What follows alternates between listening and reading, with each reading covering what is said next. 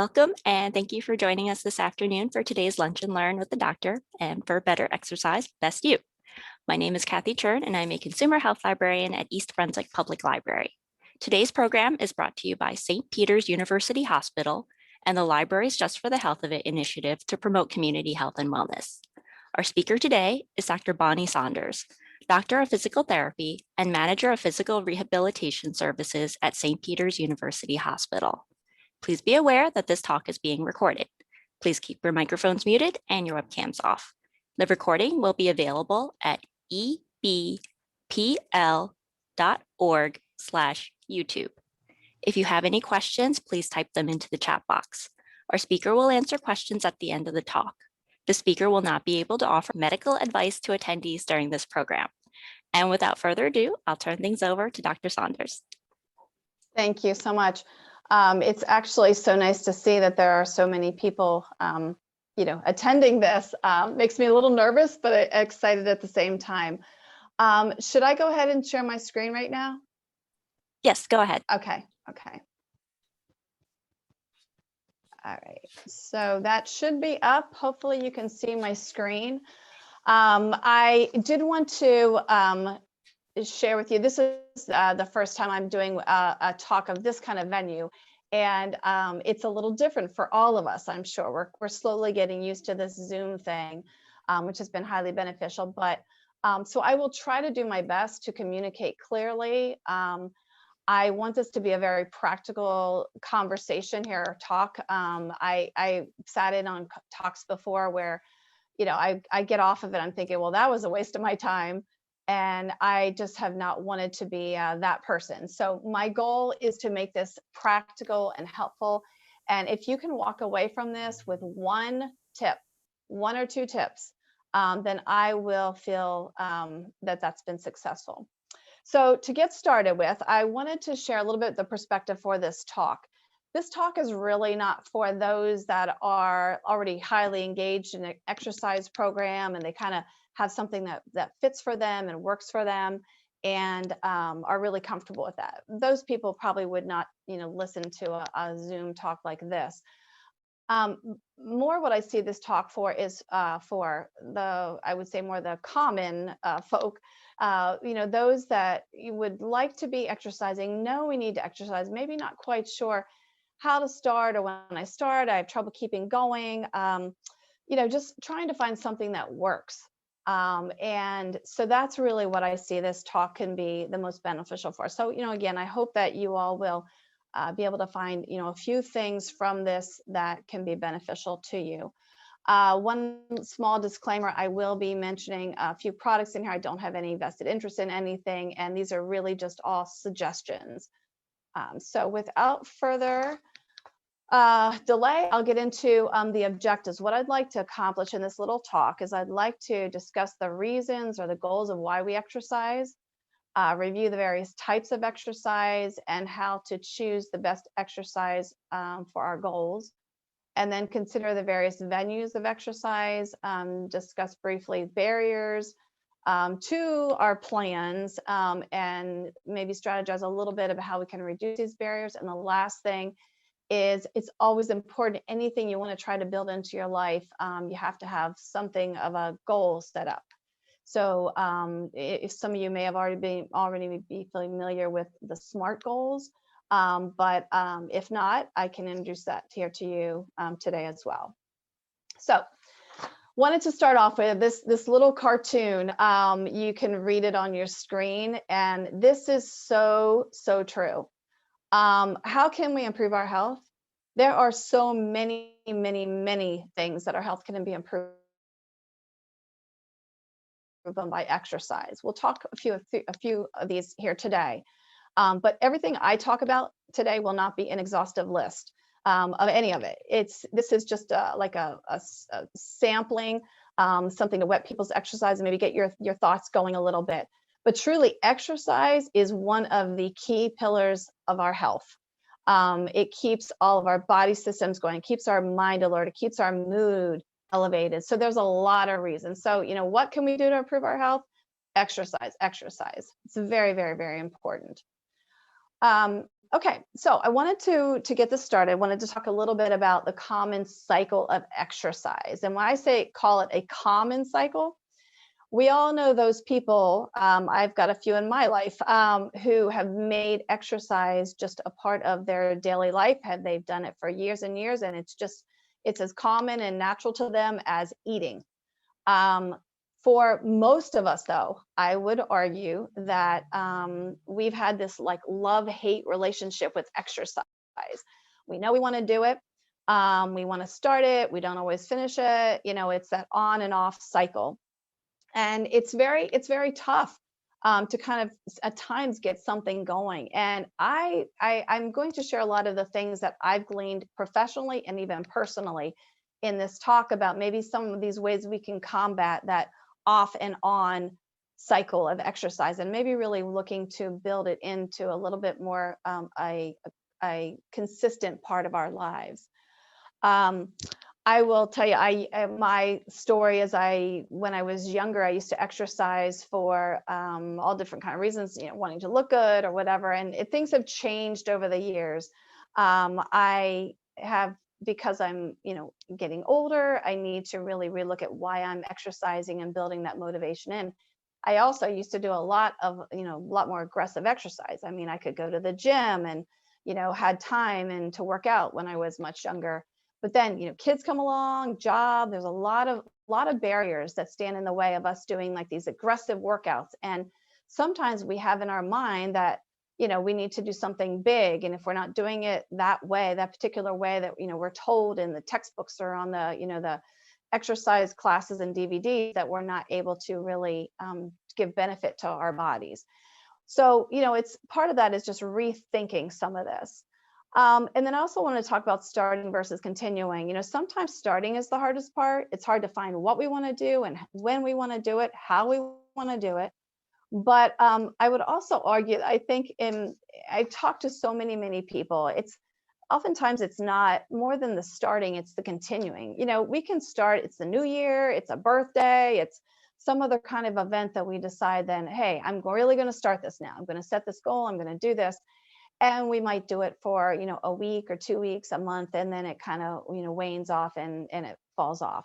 So, that's again part of this perspective of this little talk I want to give is how can we, work to really focus this in a little bit better on what we need. So what I would propose is a key that we need to really determine why we want to exercise and then what we want to achieve. And then we tailor our exercise routine or whatever we're doing around this. And probably most importantly is choosing something that works for you and that you enjoy. That's so critical. Sometimes as far as exercise go, we tend to think of gym or we tend to think of running. We tend to think of these big things. And I'm like, I can't do that. I hate to run. So I'm never going to be a runner. I will tell you over the years, I've tried it a few times because I'm going to do this. And I do it for a few weeks and it falls off. It's just not me.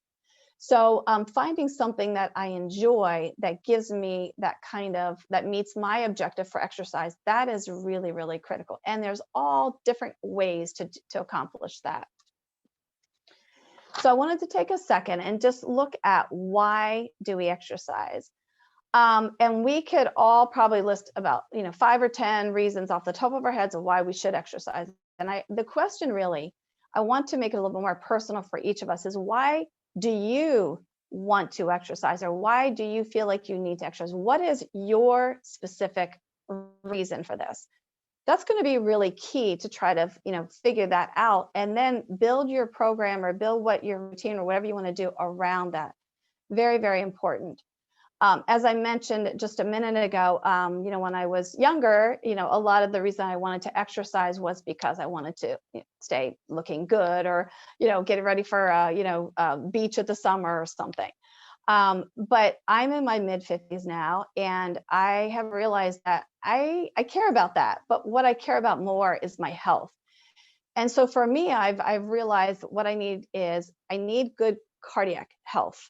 I've got some cardiac diagnoses for myself and even histories within my family. I need to also work to build and maintain muscle mass. It's very important as we age. And then flexibility. These are my three big things that I know that for my health, I really need to build in. Well, when I have tried to tailor a program to kind of meet all of those things equally, I get a little overwhelmed, and then I feel like I can't do it. I try to build a program, and then I do it for a little while and I fall off, and then you kind of get into that cycle again, and that guilt cycle, and like can't do it, and then I don't want to start it again because I'm sure probably most of you can relate to that. If it's not regarding exercise, it's other things we do. So what I decided, I needed to really figure out what is my top reason for exercise. And at this point in my life, I've decided it really is about cardiac health. More than anything, I need to keep my heart strong.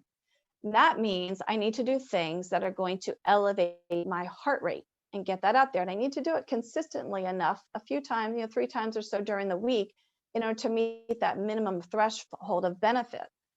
So it kind of helps to focus in on that. Maybe keep your goals or your focus smaller. And then as you can build in some routine and it feels like it's more working for you, then add more. It's not saying you can't add other things to it. But again, I'm a big fan of keeping things simple so that we set ourselves up for success. So in order to do that, I wanted to talk through some of the common reasons of why we might exercise and maybe what type of exercise that you would consider to do that for. So the first one I have here is weight control. And in order to, obviously that involves burning calories. In order to burn calories, we have to get our heart rates up. So it's really important you do some kind of cardio, something that, aggressive walking or biking or even just, exercising where you are getting that heart rate elevated. To add to that, what is helpful is also using some resistance with that. So that's kind of a general idea with weight control, what you want to do. We'll talk a little bit more about this. This is a little overview here. So with building muscle mass, again, as we age, this is really important. There are two different types of building we do with this. One is toning versus building mass. Most of us on this call are probably more wanting to, if we want to take care of our muscle mass, probably want to more tone than actually bulk up like bodybuilding. So for tone, what you really want to do is you want to do what we call low load and high repetitions. So you might want to do, you need to have, some weights, so it might be like a 1 pound, 2 pound, not very high weight load, but you want to do a lot of repetitions. That's going to really tone up your muscles and add endurance to them. So you might do, if you're doing like, arm exercises, overhead lifts, you might take a 1 or 2 pound weight, and maybe what you'll do is 15 reps, take a break, and then do 15 more reps.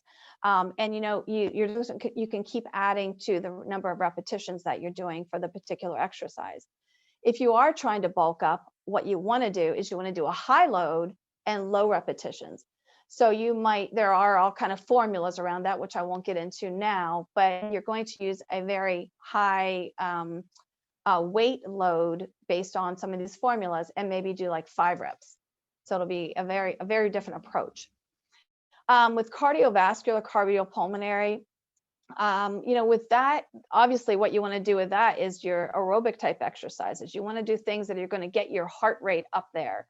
The ideal is 30 minutes 3 times a week to get that minimum threshold benefit for your cardiovascular system. And that's really important. We need to keep the blood moving through our bodies in order to, decrease the plaque buildup, in order to keep our hearts pumping and keep them strong. So it is very important that is a part of our programs as we age. Increasing flexibility, we all know what that's about. You start to feel stiff, and it's harder to get moving in the mornings and things like that. Flexibility is really one of the pillars of our physical health. The more we can keep our muscles and our joints stretched and limber, we are less prone to injury. We're less prone to arthritis and those little aches and pains and things like that. So stretching, just general stretching type exercises are great. Yoga is amazing for this. Pilates is great for this. Mental health is another reason we exercise. And this helps in so many different ways with mental health. It can help elevate our mood. If you're struggling with some depression, hey, this last year has been tough. One of the best things to do is to start to work through some exercise program for this. Our energy level, as we exercise, we actually can increase our metabolism, which increases our energy level. Stress management. We all know as we exercise, it helps to reduce that stress level that we have, helps us to actually manage stressors better. Exercise also increases our mental focus and a mental acuity. It's one of the things they talk about with like Alzheimer's prevention is a good cardio program where you're really, you're exercising, you got that blood circulating, you're oxygenating the brain. Those things are really very important. A few more reasons of why we exercise. Balance and core stability. Again, it becomes more important as we age to really work with balance and core stability. We know that naturally our muscle mass starts to decrease actually around age 40. So in our 40s already, our bodies, our muscles are not developing, and they're not holding that mass as they did when we were younger. So it's important that we keep that up, because then that if we lose that that muscle mass, it affects our core, which is our midsection, which kind of gives us that stability. That impacts our balance. It's a much easier to keep your balance and keep your stability than it is to have to regain it. So then also to prevent and manage disease, when we exercise, regardless of what type of exercise, although cardio is always good for this, stroke, high blood pressure, cancers, etc., can be prevented and managed better. Better sleep. If you want to sleep better, exercise a little bit during the day, burn off some of those, burn off some calories, make your body tired, make your body ready for that sleep. And lastly, although some of you may laugh when I say this, for the fun of it, when we move our bodies, especially if it's something we enjoy, it can be fun and it really can make us feel great. So the next thing I wanted to share this little image with you here. It says, I do weights for muscle health, I do cardio for heart health, and chocolate for mental health. So again, there's all different ways that we can keep ourselves fit. And I do agree, chocolate is a really good thing. So I wanted to as the clock is moving and I'm trying to watch this, I wanted to address the types of exercise that fit me best, fit you best. So what I wanted to do is talk through some general types of exercise. Maybe some of these you wouldn't have really considered for yourself because maybe you haven't had exposure to it. So this is really going to be a very quick survey, but I wanted to highlight a few things that I believe can be helpful. Yoga is something that a lot of people might like shy away from because it seems at times it can seem very intense. But some of the venues that I'll talk about in a minute offer some yoga stretches and yoga approaches that can be done very easily by anyone in your own home. And I actually have incorporated yoga into my fitness probably about 15 years ago. And I'm telling you, it makes a huge difference in the way you carry your bodies, the decrease in the stiffness or the aches and pains. It really makes a very big difference.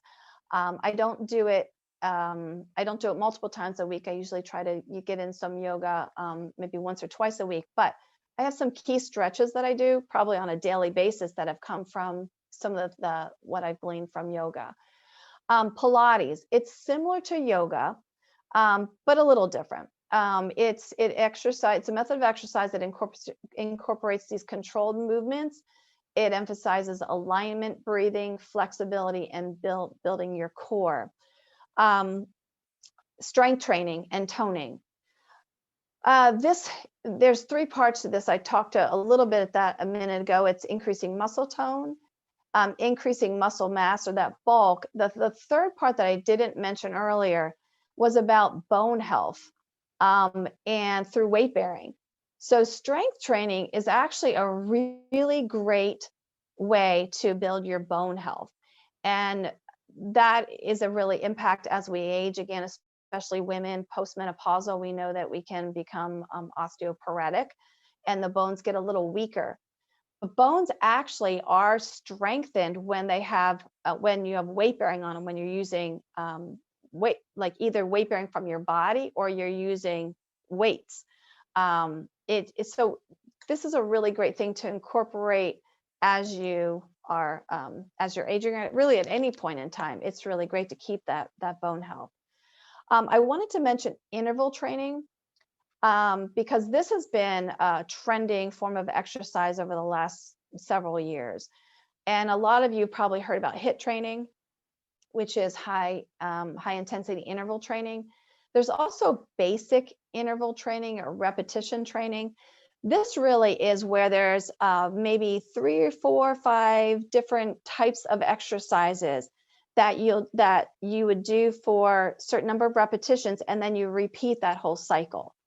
So the HIIT part of it, the high intensity, usually those are really aggressive types of exercises. You might be your burpees, your mountain climbers, things like that, that you'll do those for maybe 5 repetitions or maybe you'll do it for like 2 or 3 minutes. And then you'll go through those series of exercises and then you'll repeat that whole cycle. So it's a pretty intense workout, but you can do, 20 minutes of a HIIT, 25 minutes of a HIIT exercise program, burn off a lot of calories and get a lot of exercise in. I would say for most of us, especially if you're getting started, that's not the where to start. But I actually do an interval training as a part of my exercise program. I have several exercises that have become like kind of a core to my program. And I might do them for like 20 repetitions each, and then repeat that cycle maybe 3 or 4 times. Because that way you can kind of get a better holistic body approach. So that's another trend that you'll see that's out there. And the next slide, aerobic exercise, we all know about this. There's dancing, swimming, biking, et cetera, et cetera. There's a lot of different things. I mean, Zumba classes used to be really big. Hiking is another great form of exercise. If there are a lot of great parks in New Jersey, and you can get out to do some of this hiking, and it can really, get your heart rate up. It's also engaging. It's fun. Sometimes it doesn't feel like exercise because, you're doing it just because you want to enjoy it, but it really is a great form of exercise. I wanted to highlight taking a brisk walk. Some of you may have Fitbits and Apple Watches and things like that that can monitor your fitness. And if you have ever worn that when you were, say, riding a bike or doing another kind of exercise, and also when you may be taking a brisk walk for 20 minutes, you would, if you looked at your Fitbit or your Apple Watch, you would find that you probably are burning off as many or more calories taking a brisk walk as you are riding a bike. And actually, I found in most cases when I'm riding my bike, I'm burning off a lot fewer calories.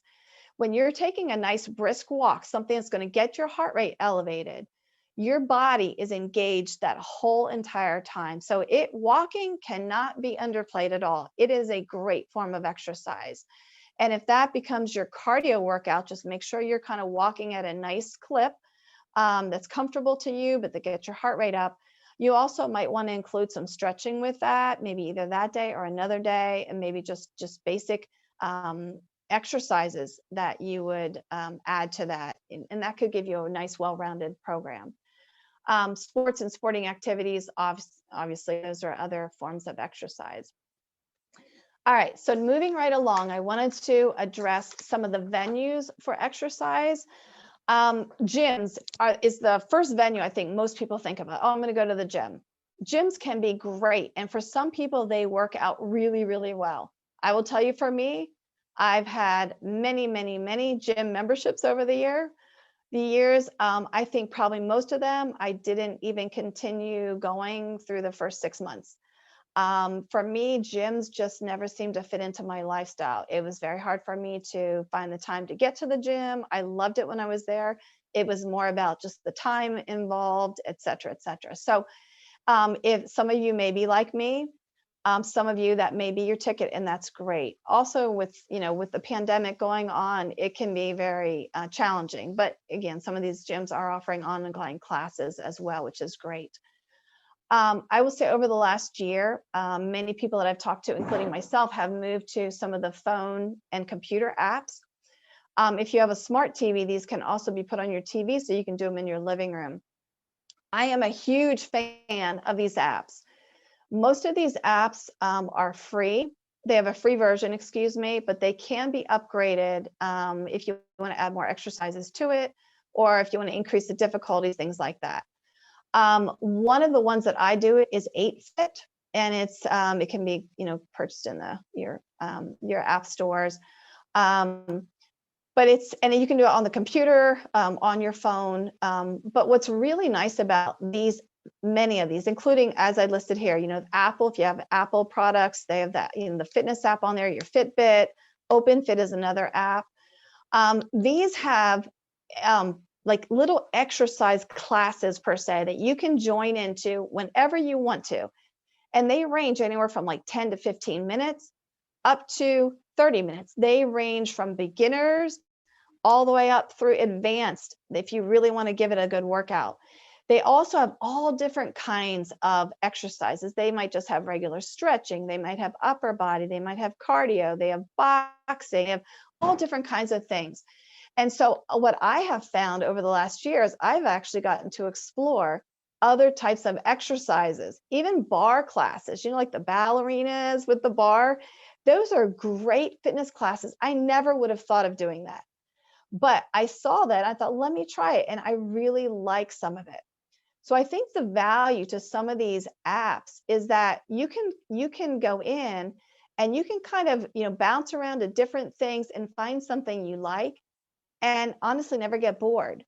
And you can do it if you've got 10 minutes, you can do it for 10 minutes. If you got more time, you can do it for more. The key is getting your body moving. So also another venue is parks. There are a lot of parks out there, as I mentioned before, with the hiking, but even in some of the county parks, they have like a lot of nice walking trails. A lot of them have like your fitness stations that can be, really fun and engaging. And I put here, be creative. There are a lot of ways that you can exercise. The key truly is finding something that works for you and something that you enjoy. If you don't enjoy it, and if it doesn't become somewhat fun and engaging for you, it's something that's not going to last. So it's very important that you seek something out like that. And I know that may sound very common sense-ish, which it is, but I think sometimes we make these things more difficult. I will speak for myself. I have always made it a little more difficult than I should have. And as I've gotten, a little smarter over the years, the last 10 years or so, I feel like I've kind of gotten into a good place where I can feel good that I'm taking care of my body without guilt. So I wanted to the next part. Let me check my time.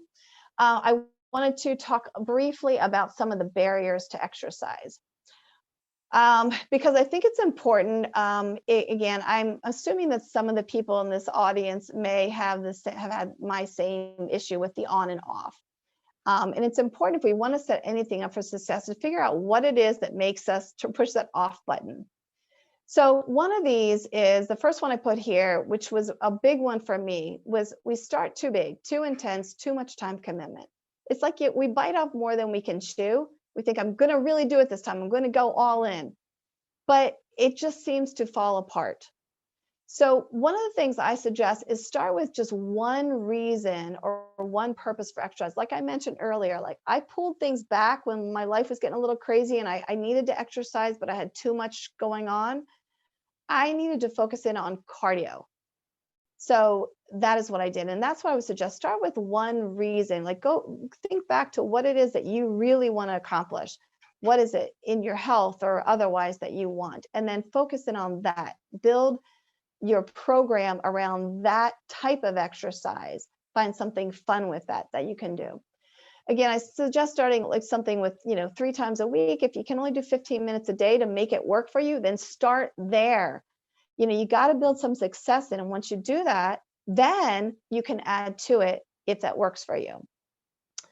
The next one is not enough time. Okay, that's common for all of us. I mean, who has like lots and lots of time on your hands? Probably not, probably very few of us. So what I would suggest to people, because this is what I had to do for myself, is really monitor your schedule for a week. Almost do like a little time study for yourself.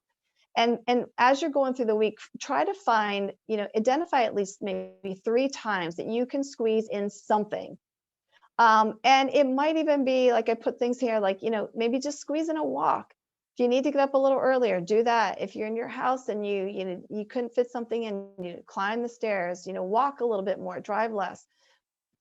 Another key that might be is exercise while you watch TV. That's a great thing. If you have a few things that that you don't have to be watching a DVD or someone instructing you, do it while you're watching TV. It's great because then your mind's engaged and you're working your body. The next one is lack of motivation. This is a big one. We might be initially motivated, like I'm going to do this because I need to, but and then quickly it wanes. I would suggest a strategy to set specific goals. Keep it simple, start small, build in that success, as I mentioned, and then increase it. I put a note in here to keep in mind that if you haven't done a lot of exercise and you're really wanting to build this into your life, you're really looking at a lifestyle change. And that's what I would suggest. The best way to good health with this is to really build it in as part of your lifestyle. We all know that habits take generally 6 weeks to hardwire. So it's important that we are patient with ourselves. We try to keep things, that are attainable and that we can actually achieve that. Be kind to ourselves. Do not be overly critical. No guilt. I say no guilt because guilt is counterproductive. We all know if we don't succeed at something, and then we beat ourselves up from it, we're going to less likely to start it again. And then it doesn't get us anywhere. So I say put that guilt somewhere else, but not here. The next one is we forget to do it. And that's easy to do. Life gets busy at times. So I say build in a reminder. Once you kind of have that in, you kind of know what you want to do and when you want to do it, build it into your phone, in your calendar. Do something so it becomes a routine. You don't really need to think about it. It pops up. I will tell you, one of the things that I do is I started a little while ago, this plank challenge. It's a 30-day plank challenge to do 5-minute plank by the end of 30 days. Talk about tough. That's challenging. So what I've done though is I build in my calendar at 9 o'clock every night. So that's what I do at 9 o'clock every night. So tonight at 9 o'clock, it will ding and I'll be on the floor doing plank. So it's good to do those things because otherwise I would totally forget. Exercise is boring. And you know what? At times I can understand if you're thinking of exercise for exercise purpose, it can be boring. That's why it's really important. Your strategy should be to choose activities that you enjoy. If you like variety, then build variety into that routine. Join forces with friends. I didn't mention in the slide earlier, one of the concepts I'm trying to pitch with people is right now with Zoom and the screen sharing we have. You can set up a little group with some friends, family, share a screen, do an exercise class together. Those things can be very, very motivational. The last slide for the barriers, and there are more barriers, but these are the ones I wanted to highlight. I'm afraid I'll hurt myself. And that can be a real barrier for some people because you may say, I've got these issues. I've got a bad knee, I've got this and whatever, and I don't really want to create any harm, so I'm not really sure what to do. So then we don't do anything. What I would suggest is anything you do, take it slow, take it nice and easy, and then build it up. That will build your confidence in your ability to exercise and not injure your body. If you are real concerned about something, then seek out a professional, a physical therapist or exercise trainer, somebody who can kind of help guide you. The last point I wanted to make here with the barriers is, again, it's a very common one for any kind of lifestyle change we're trying to build in. We've tried it and we failed too much. And so you just, don't want to try again because you keep failing. It makes us feel bad. I would propose and suggest just don't give up. Determine what your barriers are, what they've been, and then work on some strategies to overcome them. Build in that little bit of success. One of the pillars that I've had in my life is strive for progress, not perfection. It's really important that we that perfect idea of exercising and what we want to look like and what we want to have. Sometimes we got to let go of that and say, okay, I can't go for perfection, but if I can do better now than what I did 6 months ago in this area, then I am doing better. And that's a really, really good thing. So I would say again, the ultimate purpose for exercise is to get your body moving more now than you did before. So keep that in mind. I mean, it's great to have those more aggressive goals. I mean, I have some aggressive goals for myself, but sometimes when, life gets a little crazy, I need to be a little bit more kind to myself, back off of that and say, it's okay for this time period. And then, to back off a little bit, but then when I can, start it up again.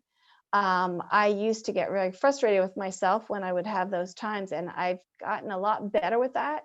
And again, I feel my mental health is better, my physical health is better by having a different approach.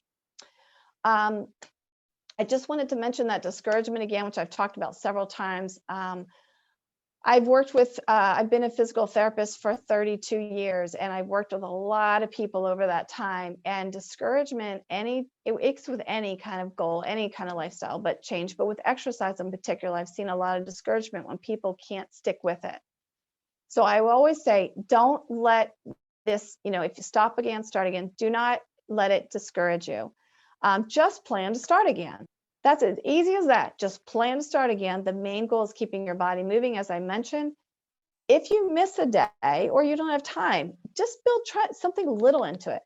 If you're at your house, like, oh man, I didn't get this in today, walk or run up and down your stairs at home. I've done that. I'm like, oh man, I didn't get something in. So what I'll do is I'll run up and down my stairs 5 times. I'll jog around, even sometimes inside my house, if I've been running, late on doing something. And I say again, whatever gets you moving. And the last thing, worth repeating again, be gentle and kind to yourself. Remember, progress, not perfection.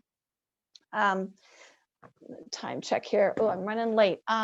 So I did want to mention real briefly though about SMART goals, because I think this is critical for success in anything we do in life, is to develop something a little bit more concrete to hold us. What are we actually trying to accomplish? So the SMART goals, if you haven't seen this before, it's a great slide. Specific. The first part is specific. What outcome are you looking for? If it's I want to develop consistent exercise, great. Whatever it is, be specific about it. Say, I want to exercise 2 times a week. Well, then build that into your goal. Measurable. How will you know when it's reached? Well, you build in that frequency, 2 times a week, 1 time a week, 3 times a week, whatever it is. I love this one. Is it attainable?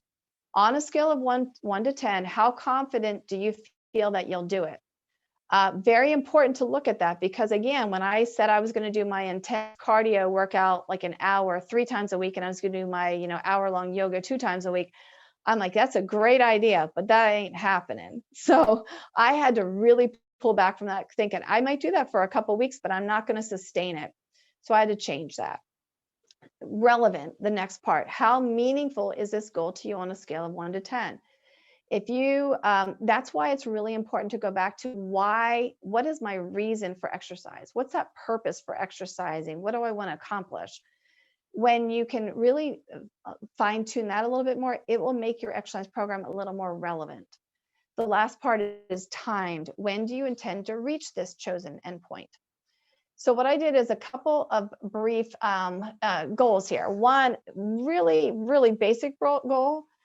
Take a brisk walk for 15 minutes, Monday, Wednesday, Friday at 7 o'clock.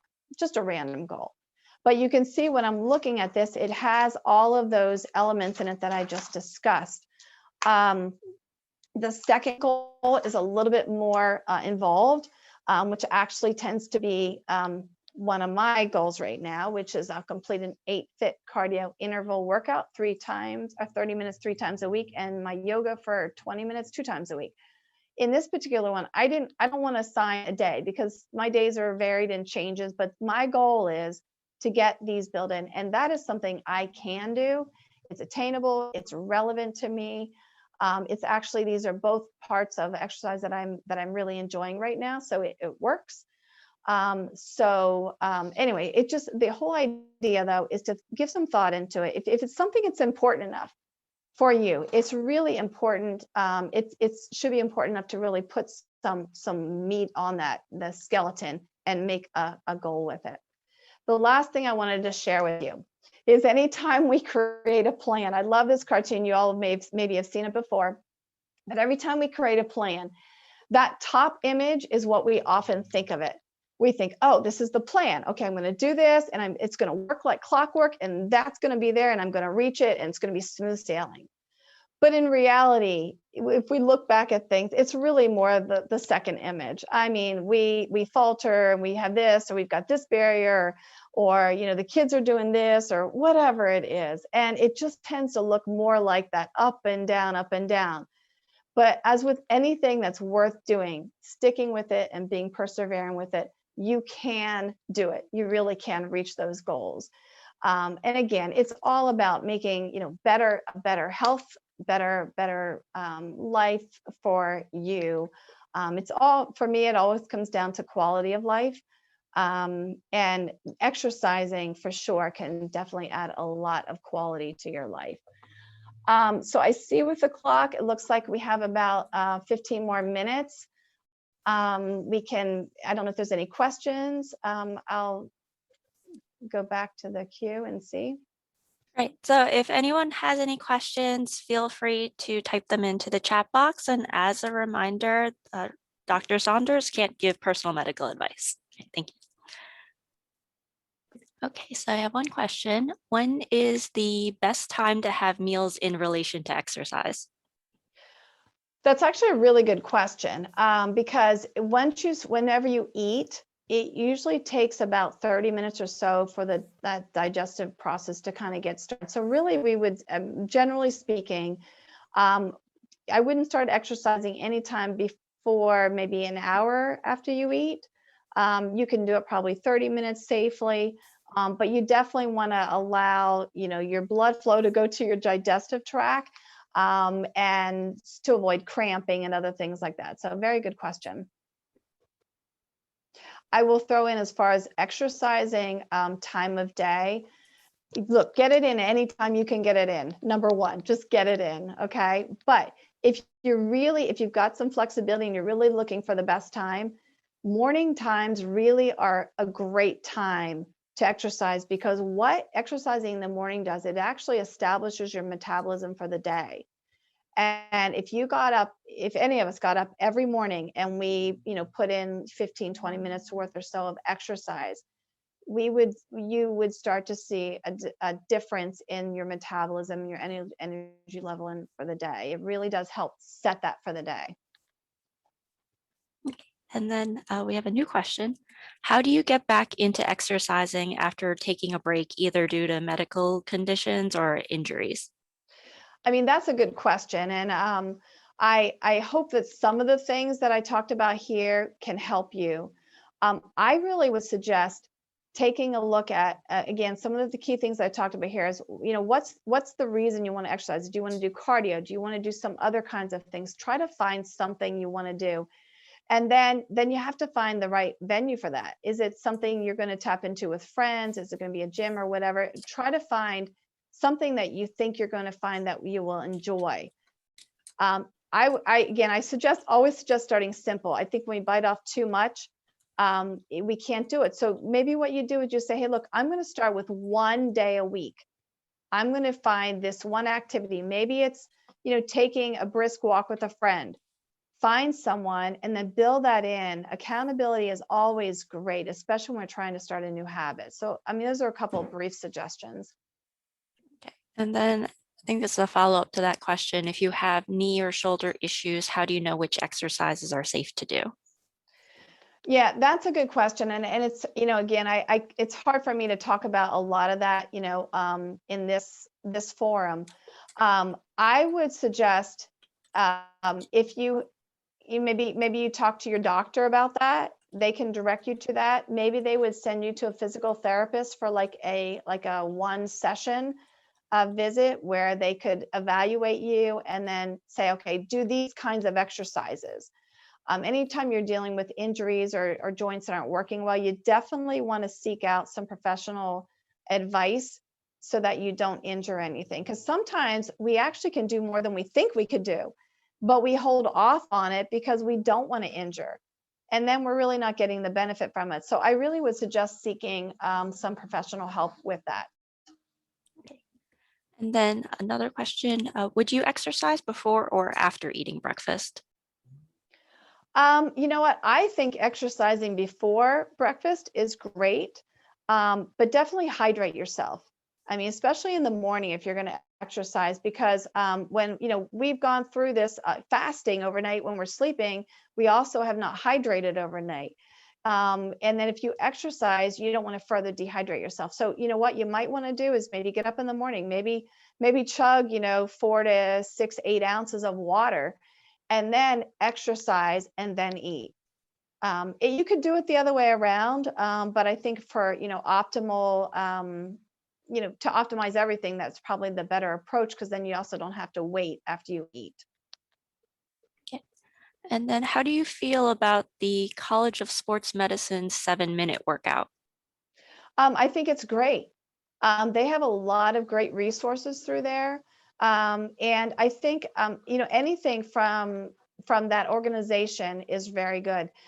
There's also a lot of other exercise organizations that are out there, and even things like, the American Heart Association. Um, I didn't even scroll to that page.